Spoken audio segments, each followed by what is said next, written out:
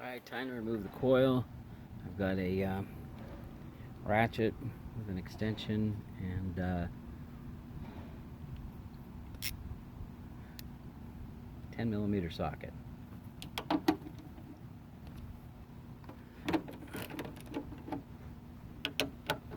This is a funny little fixture.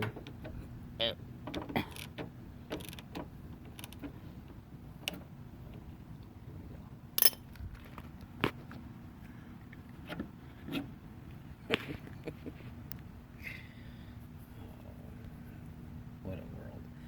Alright, and now I'm going to put that down here. And I'm going to take off this with my fingers, hopefully without dropping them. I'm going to put these into a Ziploc bag.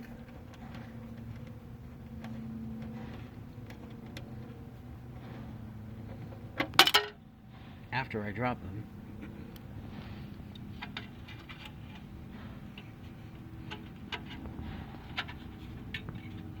well, this is an exciting video. Alright, I'm going to put these in a plastic bag in just a moment.